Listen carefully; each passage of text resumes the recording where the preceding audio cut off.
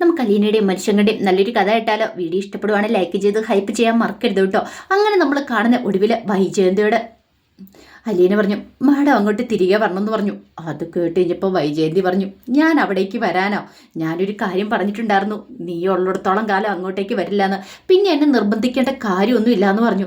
അത് കേട്ട് കഴിഞ്ഞപ്പം അലീന പറഞ്ഞു, ഞാൻ പോയിക്കോളാം മാഡം, ഒരു 3-4 ദിവസത്തിനുള്ളിൽ പോയിക്കോളാം. ഇത് ഞാൻ കേൾക്കാൻ തുടങ്ങിയിട്ട് കുറേ നാളായിടി. എത്ര നാളായി കേൾക്കാൻ തുടങ്ങിയിട്ട്, എന്നിട്ട് നീ പോയില്ലല്ലോ. അലീന പറഞ്ഞു, ഇത്തവണ അങ്ങനെയല്ല, ഞാൻ ഉറപ്പായിട്ടും പോവും.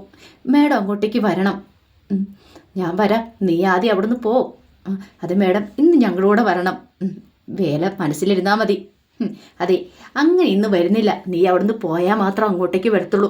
അത് കേട്ടപ്പോൾ ബബിതയ്ക്ക് നല്ല ദേഷ്യമായി. ബബിത ദേഷ്യത്തോടെ പറഞ്ഞു, അതെ അലീന ചേച്ചി അവിടുന്ന് പോയിട്ടെ അമ്മ അങ്ങോട്ടേക്ക് വരണമെന്ന് ഞങ്ങൾക്ക് ഒരു നിർബന്ധവും ഇല്ല. അങ്ങനെ ഇപ്പം അമ്മ വരണ്ട, അലീന ചേച്ചി അവിടുന്ന് പോകുന്നില്ല.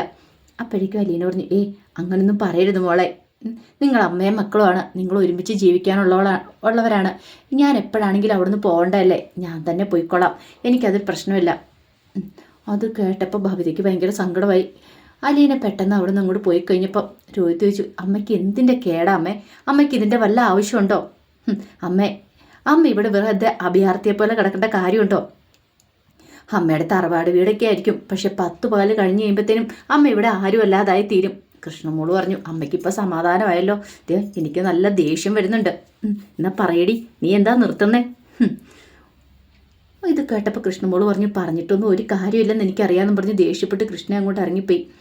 അപ്പോഴേക്കും രോഹിത്തിനോട് പറഞ്ഞു, എന്താടാ നീ നോക്കി നിൽക്കുന്നത്? എൻ്റെ അമ്മ ഇതെന്തു ഭാവിച്ചാ? മര്യാദയ്ക്ക് അമ്മയ്ക്ക് അങ്ങോട്ട് വന്നുകൂടെ? അലീന ചേച്ചി അവിടെ ഉണ്ടെന്നോർത്തോണ്ട് അമ്മയ്ക്ക് എന്താ പ്രശ്നം? എടാ ഞാൻ പറഞ്ഞോളൂ, എനിക്ക് അങ്ങോട്ട് വരാൻ പറ്റില്ലെന്ന്. ശരി ആയിക്കോട്ടെ, അമ്മയുടെ വാശി തന്നെ ജയിക്കട്ടെ. അമ്മ നാണം കേട്ട് അവസാനം ഇവിടെ നിന്ന് ഇറങ്ങേണ്ടതായിട്ട് വരും. ഞങ്ങൾ തിരിഞ്ഞു പോലും നോക്കത്തില്ല. ആയിക്കോട്ടെ, തിരിഞ്ഞു നോക്കണ്ട. അല്ലെങ്കിൽ നീയൊന്നും തിരിഞ്ഞു നോക്കുന്ന ഓർത്തല്ലടാ ഞാനിവിടെ കഴിയണത്. അമ്മയുടെ അഹങ്കാരം ഇത്. അമ്മയ്ക്ക് ജോലിയുണ്ട്, സമ്പത്തുണ്ട് എന്ന ഉള്ള അഹങ്കാരം. പക്ഷെ അമ്മയ്ക്ക് ആരും ഇല്ലാന്നും കൂടെ ഉള്ളൊരു കാര്യം അമ്മ വിചാരിക്കണം. അതും ഇതിനകത്ത് പെടുന്ന കാര്യമാണ്. അമ്മയുടെ അഹങ്കാരം അവസാനം തീരും. ആയിക്കോട്ടെ, പക്ഷെ നിന്റെ കാല് പിടിച്ചാൻ വരുന്നില്ല, പ്രശ്നം തീർന്നല്ലോ എന്ന് പറഞ്ഞു. ഒടുവിൽ രോഹിത് ദേഷ്യപ്പെട്ട് അങ്ങോട്ട് ഇറങ്ങിപ്പോയി. എല്ലാവരും തനിക്ക് നേരെ തിരിയുന്ന കണ്ടു കഴിഞ്ഞപ്പോൾ വൈജയ്ക്ക് ദേഷ്യം വന്നെങ്കിലും അടക്കി നിർത്തുകയത്. കാരണം മക്കളല്ലേ, ഇനി അവർ തന്നെ ഇങ്ങോട്ടേക്ക് വിളിക്കാൻ വരില്ല എന്നുള്ള കാര്യം വൈജയ്ക്ക് നന്നായിട്ട് മനസ്സിലായി.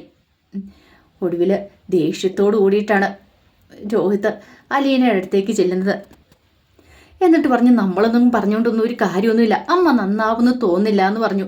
അങ്ങനെ ഒടുവിലെ കൃഷ്ണമോളും ബബിതെ അലീനെ എല്ലാവരും കൂടെ കൂടിയിരുന്ന് ആലോചിക്കുക എന്താ ചെയ്യേണ്ടതെന്ന്. അവർക്ക് ഒരു ഉത്തരം കിട്ടിയില്ല.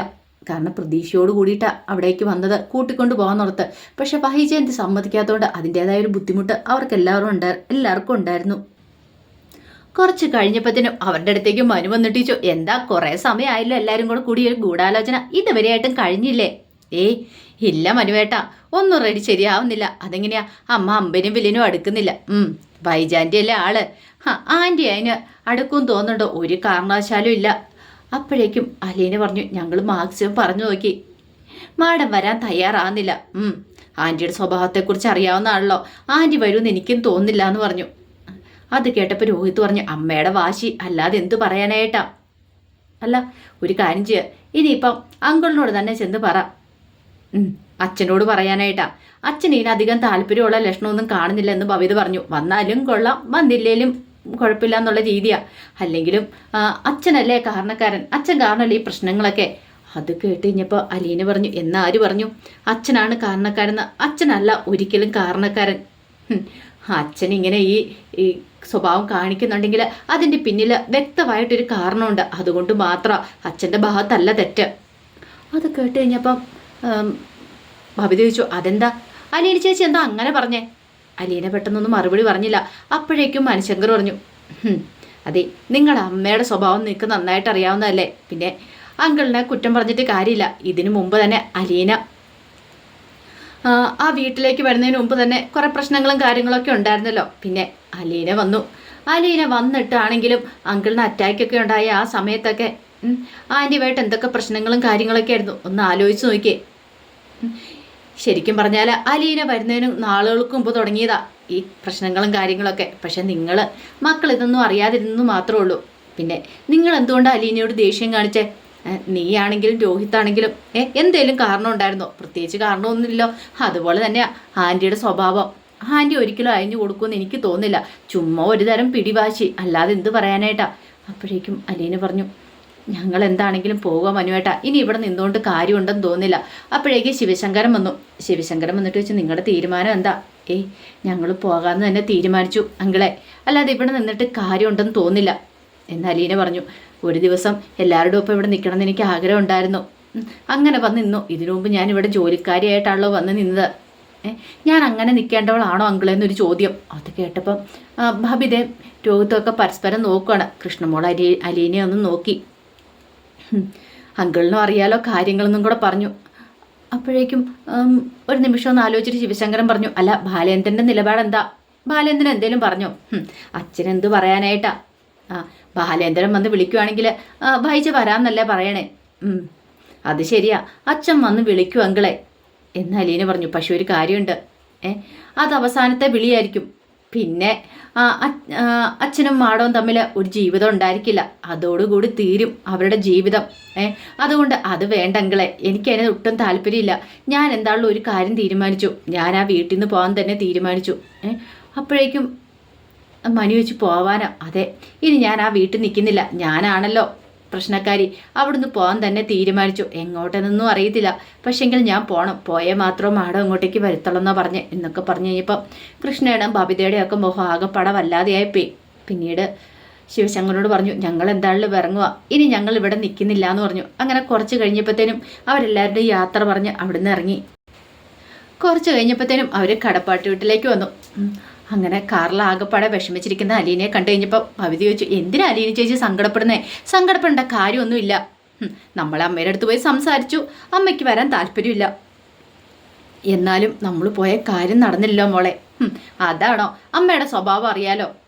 ഒന്നെങ്കിൽ അമ്മ, അല്ല അലീന ചേച്ചി, ഒരാൾ കാണത്തുള്ളന്നല്ലേ പറഞ്ഞ ഈ വീട്ടിൽ. അപ്പോഴേക്കും അലീന പറഞ്ഞു, ഞാൻ പോയിക്കോളാം ഈ വീട്ടിൽ നിന്ന്. പോവാൻ എങ്ങോട്ടെന്ന് അറിയത്തില്ല, എവിടേക്കെങ്കിലും പോകാതിരിക്കാൻ പറ്റില്ലല്ലോ. അപ്പോഴേക്കും ഭവിത പറഞ്ഞു, അങ്ങനെയാണെങ്കിൽ എല്ലാവർക്കും പോകാമല്ലോ, എനിക്ക് പോവാം, രോഹിത്തിന് പോവാം എന്ന് പറഞ്ഞൊരു ഭവിത പെട്ടെന്ന് അങ്ങോട്ട് ഇറങ്ങിപ്പോയി. അങ്ങനെ അവർ 3 പേരും കൂടെ അങ്ങോട്ട് കയറി വരുന്ന സമയത്ത് ബാലേന്ദ്രൻ പറഞ്ഞു, ആഹാ, ഇത് 4 പേര് പോയിട്ട് 3 പേരേ ഉള്ളല്ലോ, ഒരാളെന്തിയേ? ഭവിത ചോദിച്ചു, അച്ഛൻ്റെ കണ്ണ് കാണാൻ മേലേ? കാറിനകത്ത് ഇരിക്കുന്നുണ്ട് രോഹിത്തേട്ടൻ. അതെന്താ അവൻ ഇറങ്ങാത്തെ? നാണക്കേടുകൊണ്ടായിരിക്കും.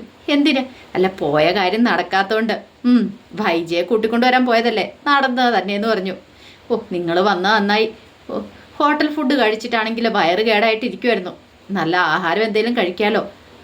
അപ്പോഴേക്കും ഭവിത ചോദിച്ചു, അമ്മ വരാത്തോണ്ട് അച്ഛന് വിഷമമൊന്നുമില്ലേ? വിഷമോ? എനിക്ക് മനസ്സമാധാനമേ ഉള്ളൂ വരാത്തോണ്ട്. അപ്പോഴേക്കും അലീന പറഞ്ഞു, അതെ, ഇതൊരു സമാധാനമായിട്ട് കൂട്ടാക്കണ്ട. ഇനി സമാധാനം ഇല്ലാതാവാൻ പോകുന്നുള്ളെന്ന് പറഞ്ഞിട്ട് അലീന അങ്ങോട്ട് കയറിപ്പോയി.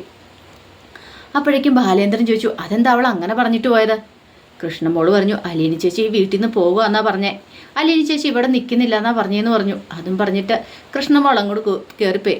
പുറകെ ബാബിതയും രോഹിത്തും കൂടെ. ബാലേന്ദ്രൻ ഒന്നും മനസ്സിലായില്ല ആ പറഞ്ഞതിൻ്റെ അർത്ഥം എന്താന്ന്. കുറച്ച് കഴിഞ്ഞപ്പം അലീന കുളിയെല്ലാം കഴിഞ്ഞ് മുറിയിലേക്ക് വരുമ്പോഴത്തേനുമാണ് അവിടേക്ക് രോഹിത്ത് കയറി വരുന്നത്. രോഹിത്ത് വന്നിട്ട്, ചിതെന്താ അലീന ചേച്ചി കഥവ് കുറ്റിയിട്ട് വെച്ചിരിക്കുമായിരുന്നോ? അത് പിന്നെ ഞാൻ കുളിക്കാൻ കയറിയതുകൊണ്ടാ, വാ ഇരിക്കാനൊക്കെ പറഞ്ഞു. അതെ, എനിക്ക് അലീന ചേച്ചിയോടൊരു സംശയം ചോദിക്കാനുണ്ട്. സംശയം എന്താ? കുറച്ച് ദിവസങ്ങളായി എൻ്റെ മനസ്സിലത് കിടക്കുന്നേ.